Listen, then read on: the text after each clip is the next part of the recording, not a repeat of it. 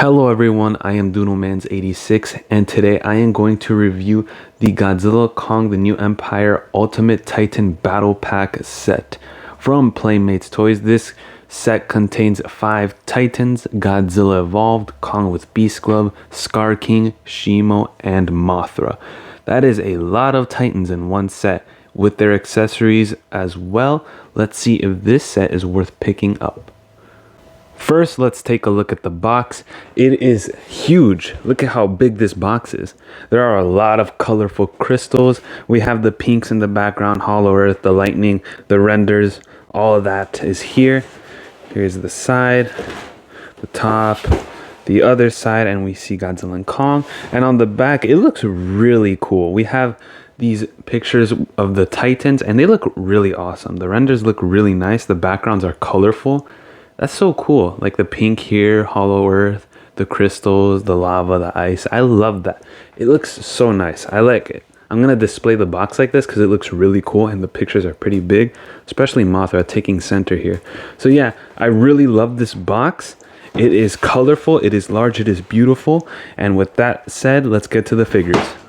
Here we have Godzilla, and as you can see, he is glowing with pink, and these spines are translucent pink, which looks fantastic. This is based off his appearance in Rio. I believe the form is called Supercharged Evolved or Pepto-Bismol Pink Lemonade Guy, something like that. I don't know. But as you can see, he is completely pink with what appears to be like a dark gray dry brushing on top, which looks fantastic. It really gives him this glowing appearance, like he's surging with energy. It looks really nice. And I'm really happy he's pink this time around because he's pink in the movie, not red. So sculpt wise, he's the same, like basically the same figure. It's just the paint that changed and the translucent spines. The eyes, there are no pupils, they're just completely pink, which makes him look scary, but yeah, that looks fine. And yeah, he's just the same dry brushing, and unlike the supercharged Godzilla, it doesn't stop at the hands or feet. It goes all the way, even to the bottom of the feet. But it appears there's none on the tail, and as you can see, it's that dark turquoise color, but the spines are pink, so they made up for that. And it just looks really nice. Like the pink crackling energy looks good. I like how they did that. And these spines are now pink, which looks great, just like in the movie. They look really nice. I like how they look. They look really great. And of course, there are the spines. So yeah, he's pink with some gray. He looks fantastic. The articulation is the same, so we'll just quickly go over that. Jaw hinge, some swivels at the shoulder, at the hips, and then a ball joint tail. And then for accessories, we just get the heat ray. Unfortunately, the heat ray is still red, so they didn't make that pink, but it does look great. Here he is next to the other Godzillas. So you can see it's the same figure, but the spines are now translucent pink. Yes. And they all look great together, especially these two. I like how they look next to each other. Overall, Godzilla here looks great. The pink is really colorful, beautiful, and the translucent spines are amazing. They are gorgeous to look at. Next up, Kong with Beast Glove. As you can see, it's the same figure again. Not many differences with the original other than the paint. So sculpt wise, he is the same. He looks great, beefy, muscular, six-pack scars, scary. And the Beast Glove looks awesome. It is yellow. But as you can see, he has some white on his fur. As you can see, there's some on his back. There's some on the Beast Glove, on his knees, on his right side, which is making me believe that this is when he gets blasted with the frostbite blast on the glove. I think that's what this is supposed to be. So yeah, if you want, he exists. And he looks great. Articulation-wise, he is the same. Swivel at the head, and then we have the swivel hinges for the shoulders and the elbows. Swivel at the wrist, not at this wrist though because of the Beast Glove. Swivel hinge at the hips and a hinge at the knee. So yeah, posable and fun, still the same figure. And then for accessories, he comes with the heave, and it looks the same as the other heave. No differences here. Same silver, same sculpt, same everything. So yeah, Kong here is really great.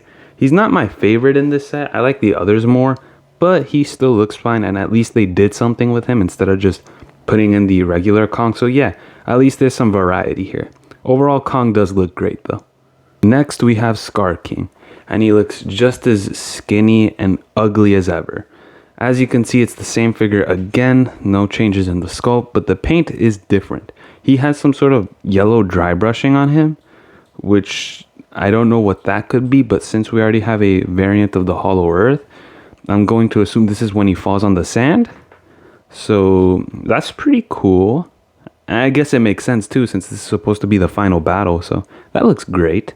But that's not the only difference, because there is like some dark red here in some spots. It's not the same as the original red. I think you can see it here. Yeah, that's not the same red, and it looks good. It gives him this ferocious look. So I really like the dark red here. I kind of wish the original had it, but this one has it, so that's cool. His eyes are yellow as well, so that looks cool. No change with his whip here. It's the same thing, same paint, and his forearms appear to be unaffected by the yellow dry brushing. Oh, never mind. There's some yellow there. Articulation wise, he is the same. The swivel at the head, the swivel hinge at the shoulder and at the elbows, swivel at the wrist. And we have the ball joint here, which I'm not sure if this is a difference worth pointing out, because I don't think every copy is like this, but the hips and the torso are super loose on mine. Like, you see that? You hear that? He loves to party. My original one is not anything like this one. So, I don't know. I guess I don't know. It's kind of funny that it's just so loose. But the hinge at the knee, and yeah, articulation is the same.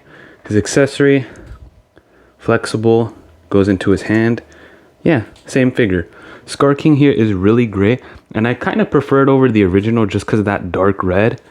Yeah, he looks really great. He looks really nice. I like how they did this one. He looks really fun. He's a really fun figure to play around with too. So overall, he's fantastic. Next, we have Shimo, and as you can see, she is definitely not the same figure, at least in paint. Sculpt-wise, it's the same thing. So yeah, go check out my review if you want a more in-depth look. But in terms of paint, she is definitely different. As you can see, she has this indigo color frosting here, like on near her crystals, on her shoulders and hips, and on the tail. And there's some white here, like the crystal shards, which is making me believe it wasn't left unpainted. It looks like they were going for a frost effect, and I must say that looks cool.